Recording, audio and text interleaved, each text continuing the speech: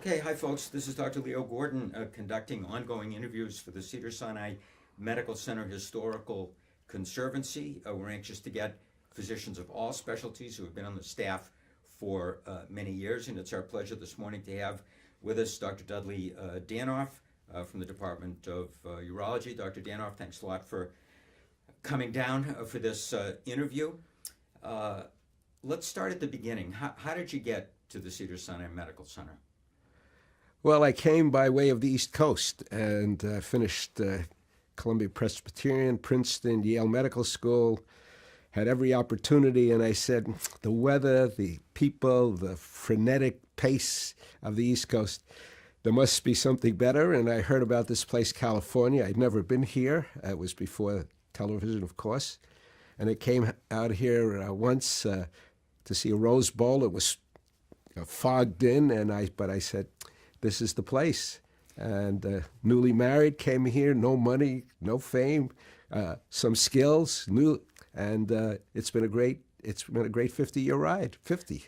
Did you start solo? Did you join someone? How did it come to be? And what was your relationship to Cedars or Sinai or Cedar-Sinai? Well, there basically wasn't a Cedar-Sinai. There was Cedars of Lebanon and a small little hospital across the street from what was Jerry's Deli.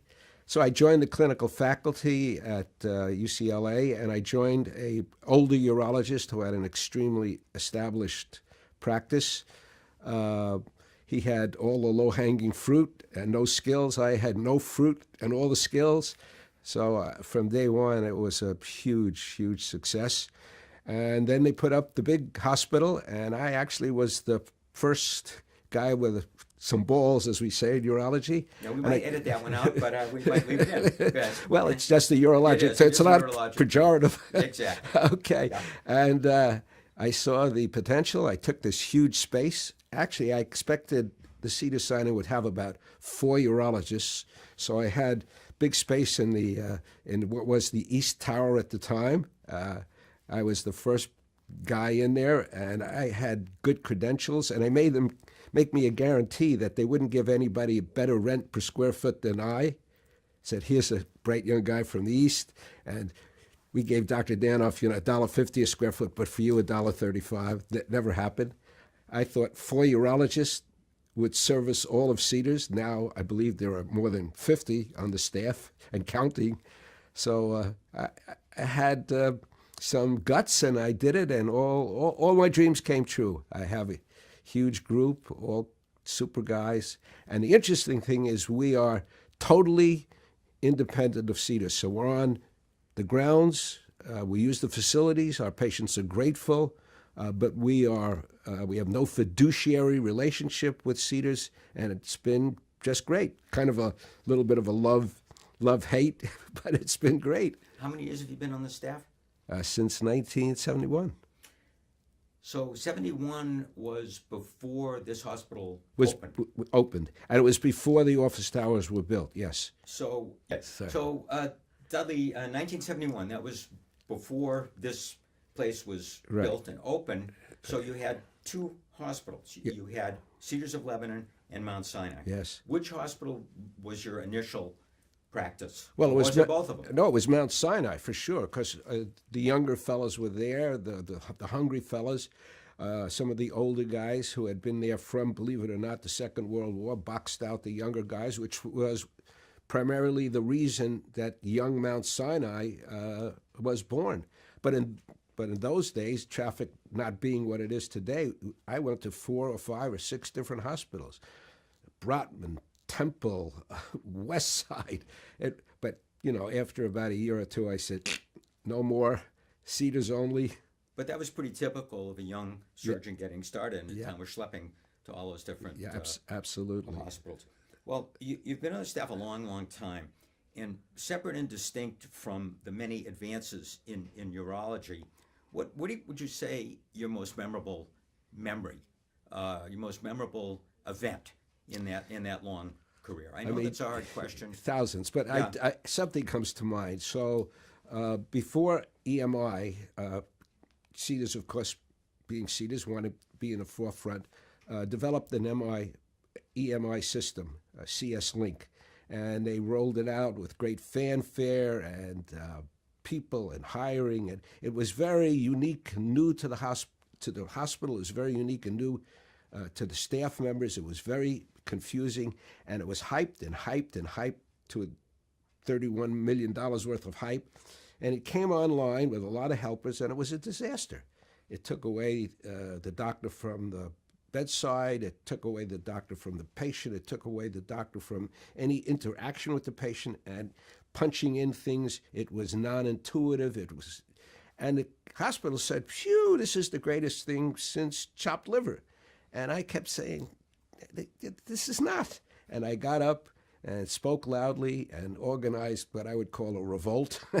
And, $31 million later, they canned it, and they came up with something which I don't think is much better, but I consider that, I just saw it was wrong. I saw a big institution backing it. I didn't think it was the proper thing for the doctors nor the patients, and I got up and I spoke out. That was PCX. Yeah, that was the initial foray. Yeah, right, the PCX. Medical record. Yeah. Well, I would say that is a very significant and memorable event because what you mentioned cuts across all specialties. Absolutely. Not just unique to urology. However, in urology, just looking at the arc of your career, from a solo practitioner looking through a telescope that only he can see, to laparoscopy, to refined optics, to robotics, to the PCA measurements, to the rapidly aging population. Did you ever envision the dramatic changes that you've witnessed? Well, you spoke like a true urologist. I mean, who ever heard of the robot? When we used to do a radical prostatectomy in the good old days, I mean, it was 6 units of blood. You couldn't see a goddamn thing. You had to do a pubectomy. You couldn't see the anterior veins. And now, if we lose 2 cc's of blood doing a robotic operation and patient goes home the next day, or even as an outpatient, I mean, it's unbelievable. It's beyond, I'm imaginative, but that's beyond my imagination. I would say that's the biggest thing. The robot changed the face of the earth for urology, and I'm sure other specialties as well. You're by nature a sociable person. You must have been in humorous or unusual situations over the years. Within the bounds of propriety, can you relate what you think is the funniest thing that's happened to you over this almost 50-year career? So I knew that question was coming, so I try to prepare for it. We've rehearsed. So but I want to preface it by saying I'm a urologist. So what I'm about to tell you, some people may think borderline propriety, but it certainly is urologic, and you can edit it if you like. So the most common operation we did before laparoscopy robots was the TURP, called a TURP. What does that stand for? Transurethral prostatectomy, basically Roto-Rooter 101. The plumbing is clogged, you put an instrument, you make a little hole, make the donut bigger, and we didn't have finasteride, we didn't have the alpha blockers, we didn't have PSA, so everybody got a TURP. So we were doing 4 or 5 TURPs a day, 5 days a week. And basically, patient comes in, lithotomy position, the nurse preps, we put the instrument in, and one day, sort of a skinny little old Jew from the Fairfax district with 8 children and a wife comes in, and they're prepping him, and I'm not paying much attention, and I noticed that the cysto room is beginning to fill up, quite a lot of people, a big crowd, and I looked around, one of the young lady nurses, I said, "Why is everybody here?" She said, "Well, this patient has the biggest penis we ever saw." And word got around in the operating theater, and it was standing room only. Yeah, I see. Well, and I thought that was hilarious. I'm going to file that under anatomic interest. I think that is a funny story. Spoken from a man who, by the way, has seen more penises than could fill a Rose Bowl. I want you to know that's with some authority. Quite a volume. I'll trust your statistics on that one. Well, Dudley, let me flesh this out for you. We're sitting here in the friendly confines of this room. At this moment, a young urologist, new to practice, just pulled into the parking lot. He's got his suit, he's got his freshly printed business cards, and you bump into him on the plaza level. And he introduces himself and he says, Dr. Danoff, what advice would you give me as I embark on my urologic career at the Cedar-Sinai Medical Center? I would say get up really early in the morning, be the first one on the job, work as hard as you can, apply every skill, every piece of knowledge that you've ever garnered in your career to your craft, to your trade.